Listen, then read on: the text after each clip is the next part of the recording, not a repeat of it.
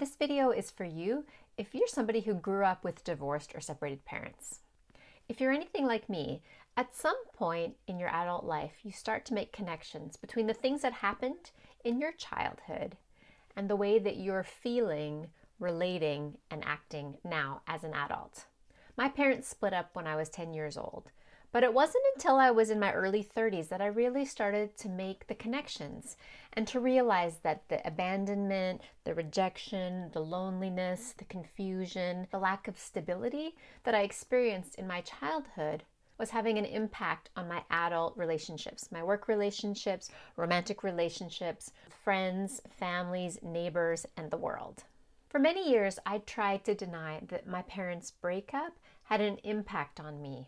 I felt that doing that was giving them too much power. I also felt that talking about my parents' breakup, which had happened 20 years in the past, was a sign that I was immature, that I was weak, that I hadn't gotten over it, that there was something wrong with me. But what I've come to understand in the years since then is that everybody is impacted by their childhood, for good and for bad. And it's only as we're willing to pause, reflect, and be honest with ourselves about the impact of different events and experiences. In that way, we're able to heal and move forward. We're able to learn new skills, develop healthy habits, have boundaries, recognize what a good relationship looks like, and learn how to participate in the kind of friendships and relationships that we want. Here are 9 things to consider on your healing journey. Some of them might work for you and others might not.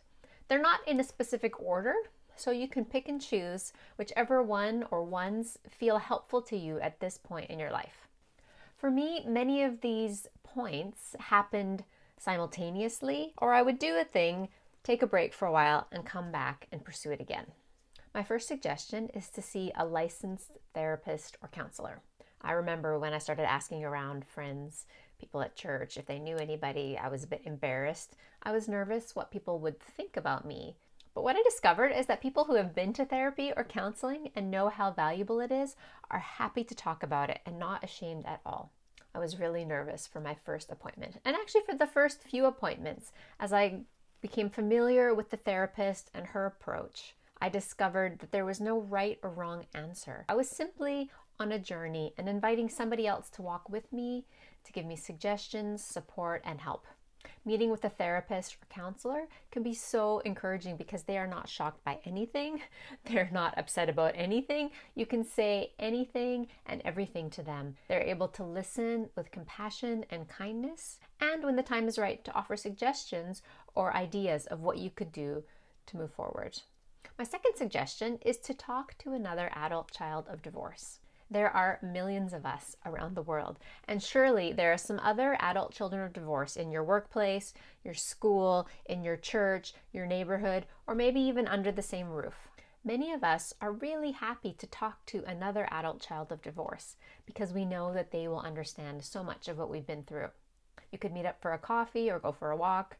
You could read a book together and talk about it. You could ask them if they know of any support groups or online groups that you could do together. I've created a webinar called How to Talk with a Friend About Your Parents' Breakup. That might be something that you and another adult child of divorce would like to work through together. But it can be such a relief to talk to somebody else who understands the dynamics of step-parents and step-siblings, moving back and forth between homes, wondering what you're allowed to say to each parent, and so on. The tension that you might feel at the holidays, or on your birthday, or on Mother's Day. The third thing to think about on your healing journey is to maintain healthy eating, sleeping, and exercise habits. I know, that sounds so easy, and it is a lot harder. But my suggestion is to be kind to yourself and to recognize that if you're going to be looking at some really difficult and potentially draining emotional parts of your life, you need your body to be able to support you on that journey. Caring for yourself in regards to eating, sleeping, and exercise is a way that you can show compassion to yourself, perhaps in a way that you wish someone else had done for you when you were younger. Something that might be helpful is to start with an inventory about how you're currently doing now. How much sleep are you getting? How are you eating? How much exercise are you getting? There are thousands of suggestions out there about how to eat healthy exercise more often, and get enough sleep.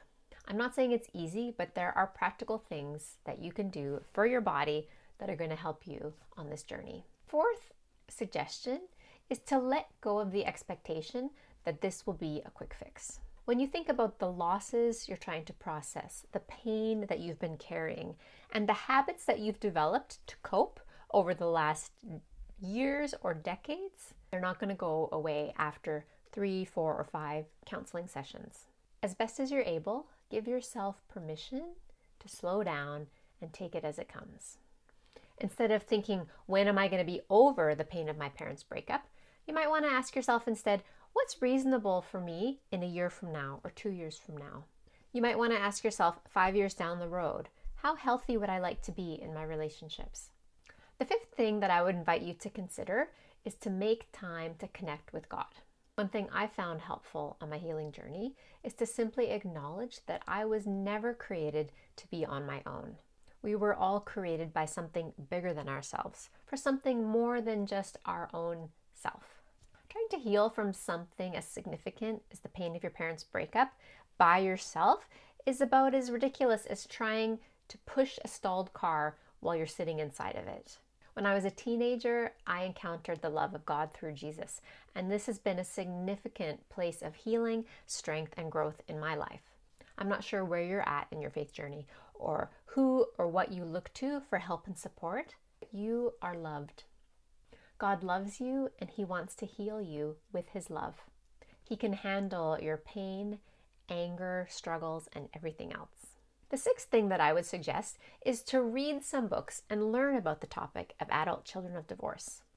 I've attached a link to a reading list and some book reviews, but 2 books that might be really easy to start with would be Come Home Laughing, written by myself, which is a novel for and about adult children of divorce. It traces a number of characters as they work through some of the struggles of adult life and as they go on a retreat together for adult children of divorce. The second book I would recommend is called Between Two Worlds by Elizabeth Marquardt. It looks at the way children struggle as they separate themselves between the homes and lives of their 2 parents, often struggling to understand who they truly are, who truly loves them, where they belong, and what life is supposed to be about. The 7th suggestion would be to take a break from dating. Of course, if you're married, this is not possible. Sometimes for children of divorce, we are so longing for love and connection, and we're looking for something or someone to hold on to provide stability and acceptance for us. But until we've healed from some of the significant pain and losses of our parents' breakup, we may not be in the best place to have a healthy relationship. I understand I'm contradicting myself a little bit by saying we need help and we need other people, but don't date anybody. And of course, this is a decision for you to make.